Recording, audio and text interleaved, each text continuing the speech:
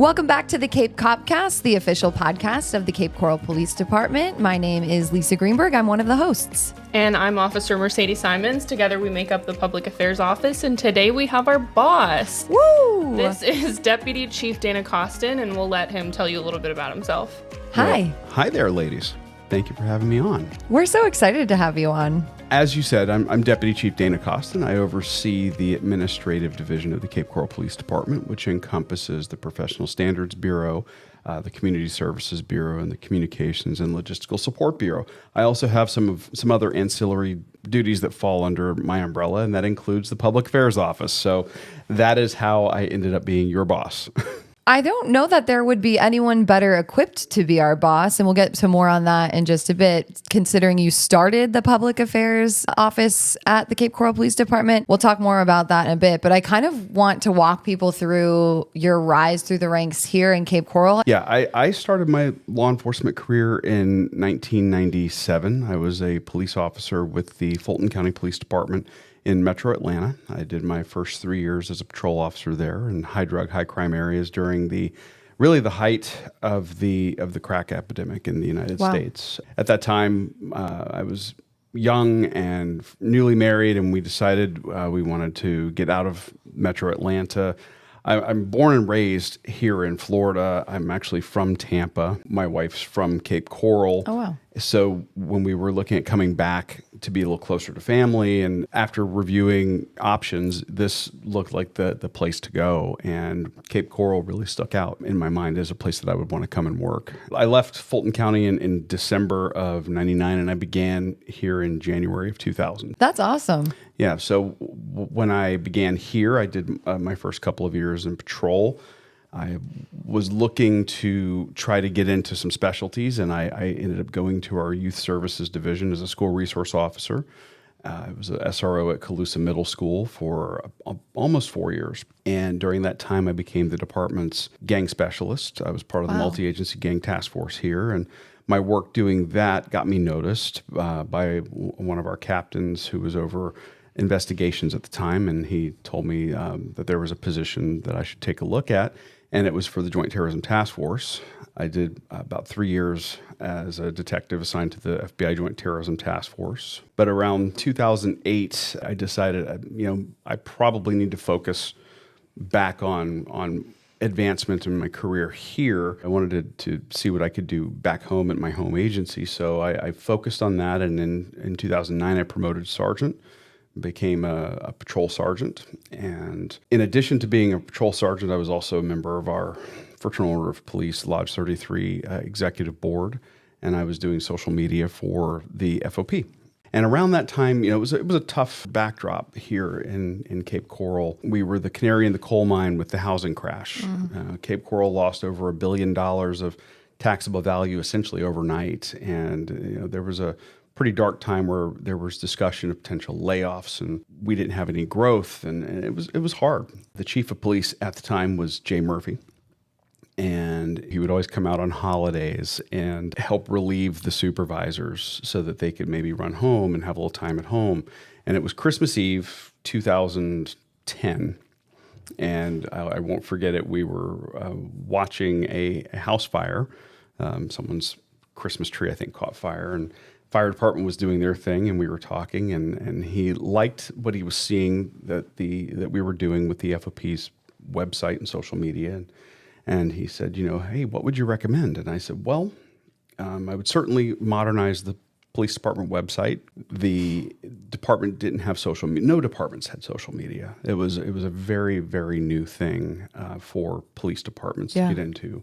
And I said, and whatever you do, sir, if it's at all possible, get somebody out there talking about the good work that the men and women of the department are doing. We were taking a beating in terms of PR, and we didn't have a department public information officer anymore. I didn't think anything of it. We were just having conversation as we were on the scene. And a couple of weeks later, I'm doing payroll at the beginning of a shift, and the chief calls, and he says, hey, you want to come up and do all that stuff that you were talking about? Now, coming up in the in the 90s as a police officer, when the chief calls and asks, do you want to do something? The answer is always yes. So absolutely, sir, I would love to do that. He goes, great. I don't have a budget. I don't have a position. It's going to be extra duties and responsibilities, and you're coming up to professional standards. Oh, yes, sir. Okay. Wow. So he brought myself and then Lieutenant Sizemore up into PSB, and we were responsible for personnel and training, accreditation, internal affairs, and then additionally doing the public affairs function. So I spent a couple of years in there, and then the public affairs function became its own thing. It split off and went to the chief's office, and I spent about 7 years in the public affairs role in total. So from 2010 to 2017, very long, hence the gray in the beard.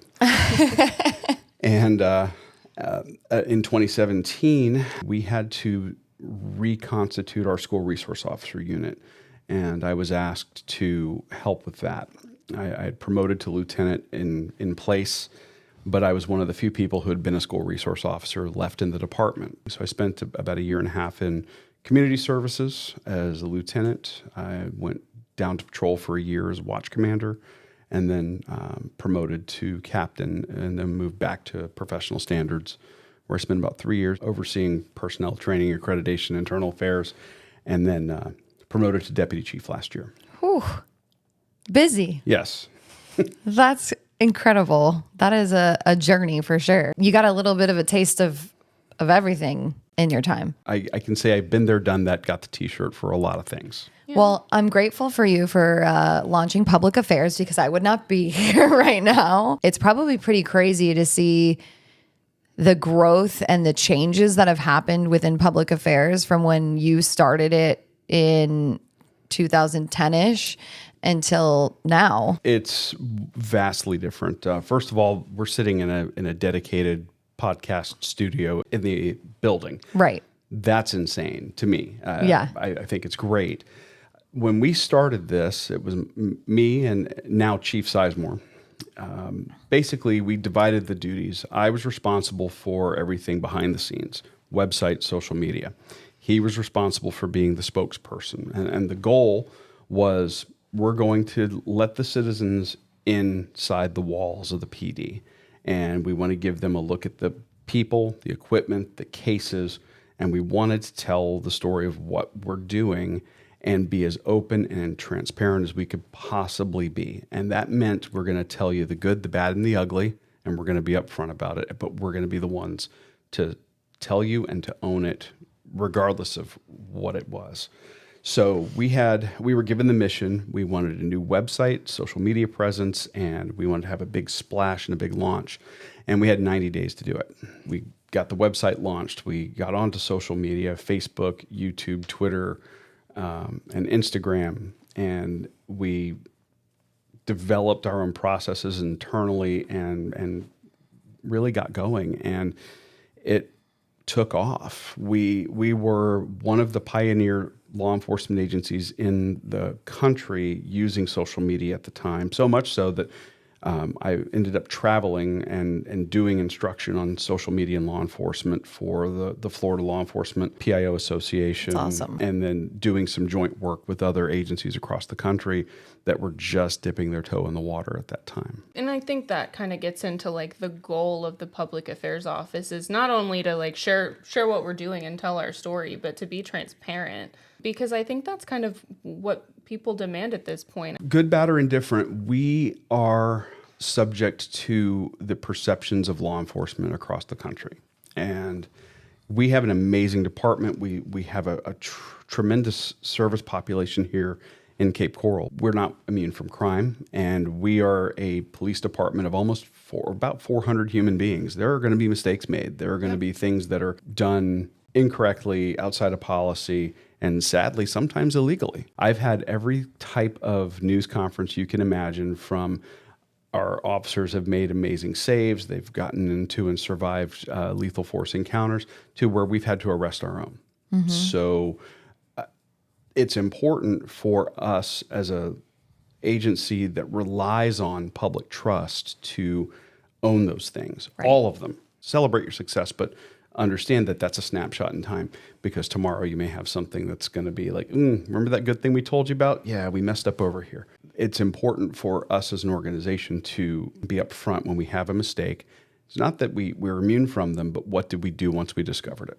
Right. Because anyone in any profession at any time can make a mistake that reflects poorly upon the department or wherever they work. And it's about how it's handled and what you do moving forward, what the department does, what that individual does moving forward. Right. And that's changed. I think it's just a completely different perception when before it would come from the media and the media would get to spin it however we want. And we started saying, no, here's what we did. We did it wrong. Here's all the evidence. Here's everything you might need or any questions you might have, because I think that makes everybody feel better when you're up front and you come forward. The belief that there is the blue wall of silence, or that cops don't look out for themselves. My experience has actually been quite the opposite. I think that the law enforcement profession and the individuals within it are some of their own harshest critics and the first ones to throw their own to the wolves when they do something wrong, and deservedly so. We have done our best to own the mistakes that the agency has made and say, okay, yes, this was a mistake that occurred, and if it was criminal in nature, we dealt with crime. If it's just procedural, then here's the policy and procedure change we've made, and here's what we're doing different going forward. Right. But we've been very public about those things, and I've actually had conversations with PIOs from other departments where they go, I can't believe you put that out. I can't believe you put that out. I'm like, why wouldn't you put it out? Florida public record law, number one, once the case is closed, basically everything is available. So there's no reason not to. And you are your own best storyteller, and you have all of the information. Right. You should be breaking the stories about your department, good, bad, and indifferent. And part of our guiding philosophy was we basically ran the public affairs office like a guerrilla news outlet. And Lisa and I worked together. In fact, I worked with you on your first day as a reporter. You probably don't remember it, but you had a death investigation your first day as a reporter in the city, and I remember working with you on that. You also were on our website forever. Oh boy, the worst photo ever. But us being able to tell everything and put it all out there takes away the ability for selective editing. Mm-hmm. And I get it. Most of the time, it's not done out of malice. It is. Right. Most reporters, unless they're an investigative reporter, get 2 minutes on their piece that they have to turn. And they have got to create something that's eye-catching. And you're competing with social media and other news outlets and whatever's entertaining for those minutes of attention. Right. And so I get it. And we said, well, let's do the same thing, but we may do the 2-minute piece, but then we're going to give you links to everything so you can read the whole police report or read the whole internal affairs investigation, because we have those things and we have the ability to do that. Exactly. And, it's interesting too. Obviously, while you were in public affairs, social media was pretty big, but I don't think it was quite as big as it is now. No. And when you talk about the beginning, like I remember being a reporter in 2014 and seeing the Facebook, and you'd go to the Facebook and there might be like a paragraph post about something, or there might be like a map or whatever. And now it's like you have to create this dynamic content, and there has to be reels for Instagram, and you have to use trending audio, and it's become so much more than just a post on Facebook. It has. And now we're broadcasting, or we're podcasting, and then we're posting things across platforms. They'll be reformatted and cut to the right time, but the whole video will go out on YouTube.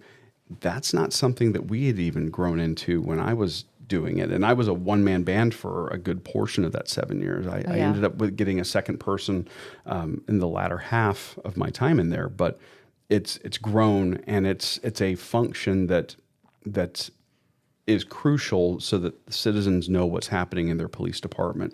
But it's also a tremendous resource for information for the community, like most recently with the hurricane, resource for people. And they're not going to traditional news media anymore. They're going to social media 100%. And they're going, even websites. We have our official department website. That's the buttoned up official representation of the organization online. Social media is kind of behind the scenes. It's where we get a little more informal, and we can let people kind of ask questions and see a little bit of how the sausage gets made. For sure. And I think there used to be this big dependence on traditional media, even when you started in this office in 2010, the biggest way probably to get the word out about a death investigation or whatever it may be was, hey, letting the news know there's a death investigation happening at this address. You go there, you get in front of the camera, you let them interview you. But now we're at this point where, for us anyway, that's almost secondary to what we're doing. Most of our focus is on content creation, social media planning, and things like that. And so when we're having a news conference about a particular incident or crime, our first thought is we got to Facebook Live it and get it on Instagram. Oh, by the way, let's get the news here as well, which is not to say for anyone who's involved in news still, who may be listening, we still love our you. news partners. We still need you. But just the relationship itself has changed because we have the ability to, whether it's jump on a podcast like this and record a quick 5 minutes with the chief about a particular situation and just upload it ourselves, or whether it's like, hey, we have this really cool training going on, let's post it to Facebook. And if the news wants to come and check it out, that's great too. But this inexpensive, efficient, quick, dynamic way to tell our own stories now. Right. And one of the things that we recently put out was one of those situations where our training successfully allowed us to save someone's life. And we were really proud of that. But no use of force ever looks pretty, right? Violence looks violent. We were able to tell that story from the police side of things, share that, put that out in kind of like a real format. And then able to explain it, pause it, explain it, say, here, stop, look and see, this guy had a weapon here. This is like potentially how this officer reacted. And I think that's really helpful compared to maybe what we've had in the past. So, well, and it's such a different world that we're policing in, and that you are helping us get the message out to the citizens in. Because when I left, yes, we're now in the smartphone era. Everyone's got a persistent connection to the internet in their pocket that has the ability to live stream in 4K, and all of our officers have body cameras on that are showing what's happening from almost their point of view. You would think with all of that, there's fewer questions. In fact, it's quite the opposite, because as we know, cameras give you one perspective on things. Sometimes you need multiple to get a full picture. And like you said, uses of force. It's an unfortunate reality in our job. They don't look pretty. No one's John Wick out there on the street. It's very different. And there are times where people are not going to like what they see, regardless of the fact that it might be a justifiable use of force. And being able to explain, this is what was perceived, this is why it occurred, is so valuable. Especially when you look at uses of force that are controversial and some of the aftermath that can happen as a result of that. And agencies realize that now. And we face the same problem when there's a controversial use of force or a use of force that involves internal affairs investigation. There is a period of time where nothing's going to be released on that. And that's not because the agency's trying to hide things. It's because we have an obligation by law to provide the involved officers due process, and the investigation has to be concluded before things can be released. And a lot of agencies are now seeing, okay, well, we can still preserve their officer bill of rights and still release some of the body camera, so that we can at least squash some of the questions that might be out there in the community. And agencies are growing. And they're improving, and that's a good thing.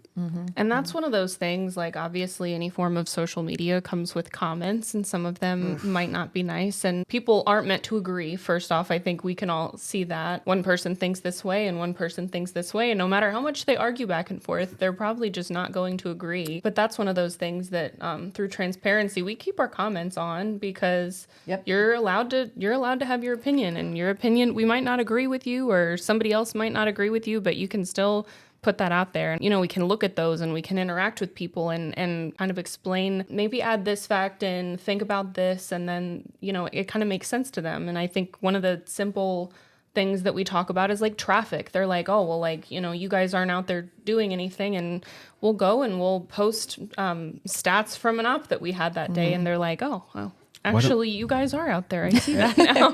And I read some of them. It's so funny, regardless, we'll talk about traffic. That's one, why aren't you out there doing it? We have 3,000 lane miles of road in the city of 120 square miles with approximately at any given time 35-ish officers on the road that are just in the patrol bureau. Then you tack on K9 traffic units, all that. Our men and women are making more traffic stops than they have in the history of the department. The fact that you don't see it happening directly in front of your house or where you work doesn't mean it's not happening. Exactly. And the chief talked about the layer cake of traffic enforcement, and we're certainly doing that. And as we grow, we're going to be adding more of those types of things. But the comments are always fun because I would like to tell you that they were a lot different when I was in public affairs. The complaints are the same. Traffic's terrible. The city's growing too much. There's too many people here. Well, newsflash, we're only halfway built out. So those of you who are listening, we're going to double to about 400,000 by the time the city's built out, and we're going to be in a perpetual state of growth for the department and traffic construction probably all over the city. So that's just what you can get ready for. Yeah, I mean, it just opens you up to a completely different level of engagement because we are always accessible to them through social media, but it goes both ways, right? So while we're lucky that we have this way to be accessible to the people at all times, it goes both ways. They always have access to us and can reach out to us and express themselves however they choose to do so. And generally, people like it when the police department responds to their comment and when you tag them and you respond to their comment. And some of the comments are positive, those that are negative, and that's fine. Like you said, we don't have to agree as a matter of policy, unless it's a violation of our terms of service on the Facebook page, we leave comments up, and that's okay. What we have found is that the group of people who are part of that Cape Coral Police Department community on Facebook, they tend to police themselves a little bit. And when you get the out-of-town detractors and the trolls and all that, our citizens stick up for us, which is, that says a lot. We have goodwill with our citizens here. The cops are generally very supported by the citizens here. For sure. Yeah. And that extends to comments on social media. For sure. We have so many supportive people, though. Yes. And the funny thing is for those who aren't, like, we also fight for their freedom of speech. So exactly. I always say that the negative comments are the loudest, sometimes the silliest as well, but overwhelmingly we get a lot of support, which is good. And I also find a lot of the negative comments, not all of them, but a lot of them come from people that don't live here, have never been here, never going to come here. Yep. So. Yep, it's true. And I'm like, why are you here? Go to your own department's page. Oh, I'm sure they have. I'm sure they have too. They're probably on every department's page. Is there anything else either of you can think of that you want to cover? No, I appreciate you finally letting me come in and talk with you. It's great seeing the work that you all are doing. I'm very happy to see that the public affairs mission is continuing and expanding. It's exciting. It is. And I think we got the right team in place to get it done. Thank you. And thanks for coming. And, we had to get some practice reps in before we had our boss on the podcast. We had to get a few in the tank first before we let you in, Well, you're a seasoned broadcast professional and Mercedes is a seasoned police officer. And I think that's kind of a really good double team there where we have those two different experiences brought together that really make what we're doing here in public affairs very special.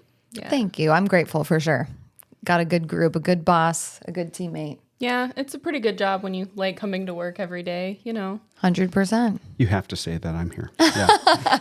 I swear he's not paying us. Well, he is technically paying us, but Well, thank you so much for coming. We appreciate you. Thank you, ladies. And we will see you next time here on the Cape Copcast. Have a good one. Thank you for listening to the Cape Copcast, where we dive into the heart of the Cape Coral Police Department safety initiatives, community relations, and the insightful stories of different officers that make up our department. Please like and share our podcast. If you have feedback, you can email capepdpao@capecoral.gov. And remember to follow us on social media. Our handle is @CapePD on all major platforms. Stay safe, stay Cape.